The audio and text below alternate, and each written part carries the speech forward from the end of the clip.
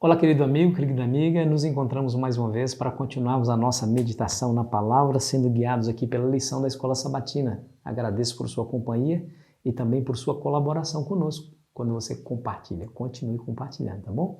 Se no final você gostou, não se esqueça de deixar o seu gostei. Isso tudo fortalece o canal. Se você ainda não é inscrito, se junte à nossa grande família, a família do Lição Fácil. Ao se inscrever, você abençoa esse canal, fortalecendo-o junto às plataformas digitais, tá bom? Vamos juntos, cuidado com as doutrinas diferentes e estranhas. No que tange a nossa salvação, o único meio e caminho para chegarmos lá é por meio de Jesus Cristo. O apóstolo Paulo vai fazer aqui uma advertência contra aqueles que estavam deixando esse caminho, que de alguma maneira achava que poderia encontrar algum valor redentivo em alguma prática religiosa. Quer ver? Hebreus capítulo 13, versículo 9 diz assim: Não vos deixeis envolver por doutrinas várias e estranhas, porquanto o que vale é estar o coração confirmado com graça, e não com alimentos, pois nunca tiveram proveito os que com isso se preocuparam. Aqui é clara a preocupação do apóstolo. Você percebe que havia várias doutrinas estranhas que faziam com que os discípulos acreditassem que se ele participasse de alguma cerimônia que envolvesse alimento, eles poderiam ser redimidos, serem salvos. Ele está escrevendo aqui para os hebreus. Não se esqueçam disso, não se esqueça disso. Então vamos entender. Havia certos tipos de sacrifícios que os hebreus levavam lá no santuário, que eles participavam daquele sacrifício não somente matando o animal, mas também comendo da sua carne junto com o sacerdote. Era um alimento que eles tomavam, era uma cerimônia que tinha benefícios espirituais. Claro que ali era somente didático. O sangue de bodes e bezerros não pode purificar a mente, como diz Paulo. Não aperfeiçoa aqueles que oferecem, mas tinha uma conotação didática para ensiná-los como que Deus estava lidando com o pecado e a malignidade do pecado. Mas o que estava acontecendo no tempo de Paulo? Alguns cristãos que aceitaram a Jesus voltaram a praticar essas cerimônias junto com os judeus lá no templo. Eles achavam, se eles continuassem a praticar tais coisas, eles poderiam, nessas coisas, encontrar um meio de redenção. Aí Paulo vai dizer, o que importa é o coração confirmado na graça e não nos alimentos, pois nunca tiveram proveito daqueles que com isso se preocuparam.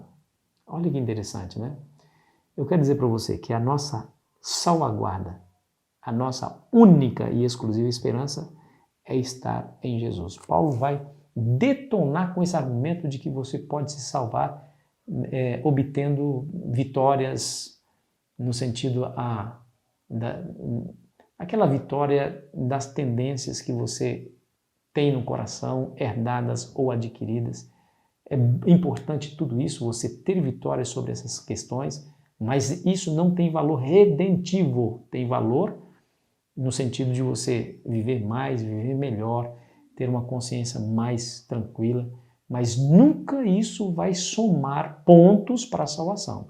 Olha o que o apóstolo Paulo vai dizer no capítulo 4 de Hebreus, versículo 16. Acheguemo-nos, portanto, confiadamente junto ao trono da graça, a fim de recebermos misericórdia e acharmos graça para o socorro em ocasião oportuna. Aqui o apóstolo Paulo chama o trono de trono da graça. Graça, você já sabe, é um dom imerecido, é dado sem pagamento. Então nós podemos chegar ao trono de Deus. Agora a pergunta é, como que nós conseguimos chegar ao trono de Deus sendo quem somos, pecadores?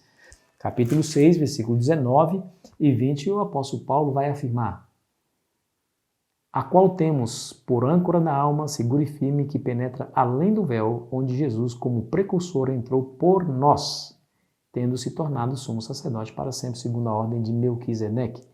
Percebeu? É Jesus que entra além do véu por nós, para apresentar ali a sua mediação, a sua intercessão, para ser o nosso advogado.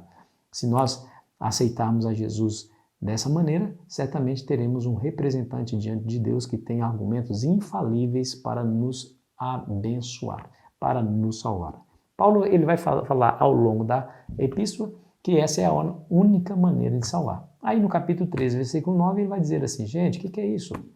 Você fica aí se preocupando com doutrinas falsas e variadas em relação a alimentos, como se isso tivesse algum proveito redentivo? Não, por favor. O que basta, o que é importante é manter o coração na graça. É essa graça que acabamos de ler aqui. Aí alguns eleitores desavisados pegam esse texto do capítulo 13, versículo 9, e acham que Paulo está aí abolindo aquela questão das carnes imundas, carnes impróprias para consumo, que você pode comer de tudo. Gente, que coisa absurda. Você já pensou que se fosse verdade? Eu pergunto, como é que Deus diria para nós comermos de tudo se tem algumas coisas que fazem mal? Né? Que responsabilidade, né? Pensa você, pai, tem uma criança de 8 anos que não sabe ainda definir o que é certo e errado, e você dá veneno para ela. Ou você dá um alimento, eu usei veneno como um exemplo extremo, mas vamos pegar um alimento que faz mal para a criança. Você pega uma criança e dá uma feijoada pesada para ela. Ela que está agora ainda em formação.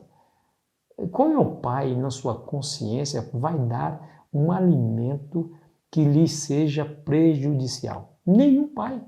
Não aqueles que têm sã consciência. Claro que existem alguns loucos por aí. Você entende o que eu estou dizendo? Se Deus está dizendo, coma de tudo, mas por que algumas coisas nos fazem mal? Se Ele permitiu para comer, se Ele está pedindo para a gente comer. Então, eu quero dizer para você o seguinte, com tudo isso, o apóstolo Paulo, dentro do contexto do capítulo 13, não está falando da distinção entre animais limpos e animais impuros, ou carnes limpas ou carnes impuras, ou alimentos limpos ou impuros, nada disso. O que ele está falando no capítulo 13 aqui é sobre a maneira de obter a salvação. Alguns achavam que se participassem de cerimônias que envolviam alimentos, que traria algum benefício espiritual, eles achavam que essas cerimônias tinham um valor redentivo. Paulo falou assim, não tem. Deixa eu ler o verso 10 para você, escute. Possuímos um altar do qual não tem direito de comer os que ministram no tabernáculo, pois aqueles animais cujo sangue é trazido para dentro do Santo dos Santos, pelo sumo sacerdote, como oblação pelo pecado, tem o corpo queimado fora do acampamento. Está vendo aí?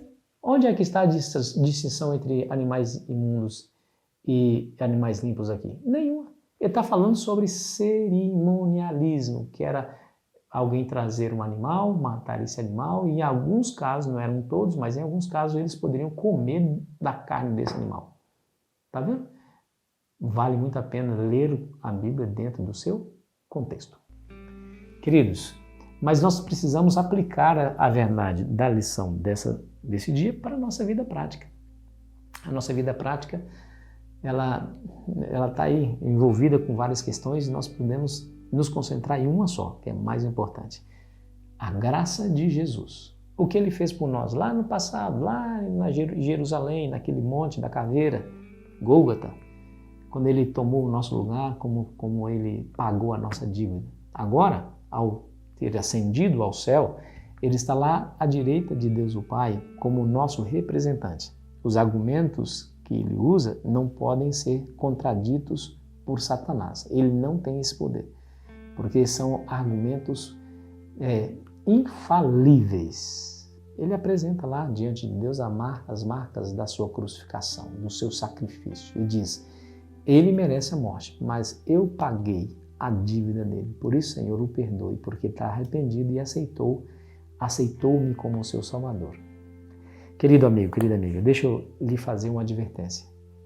A única maneira de você ter esse benefício de Jesus sendo seu intercessor, seu advogado, é se você o aceita, sabe?